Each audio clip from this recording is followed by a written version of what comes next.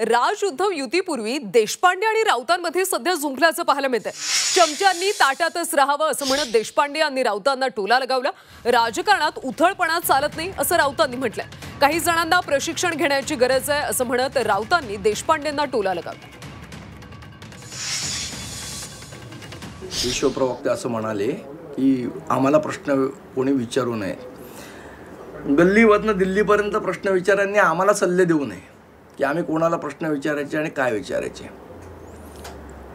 ताटातले जे चमचे असतात ना, त्यांनी चमच्याचंच काम करावं, त्यांनी बाहेरून घास भरवण्याचा प्रयत्न आम्हाला करू नये। असं आहे की आत्तापर्यंत शिवसेनेकडनं मनसेची युती करायची असं एकदाही सन्माननीय पक्षप्रमुख उद्धव ठाकरे म्हणालेले नाहीत, हे मी स्पष्ट करतो। त्यामुळे कोणी काही त्याच्यावर बोलण्याचा विषयच येत नाही। जे चमचे आहेत आजूबाजूचे तेच रोज ढिंडोरा पिटवतात सकारात्मक असल्याचा। पक्षप्रमुखांची इच्छा आहे की नाही हे आम्हाला अजून समजलेलं नाही। उद्धव ठाकरे आणि राज ठाकरे हे दोन नेते किंवा भाऊच निर्णय घेतील, हे दोन भाऊच निर्णय घेतील। आज जे बोलतायत ते राजकारणामध्ये फार उशिरा आलेले।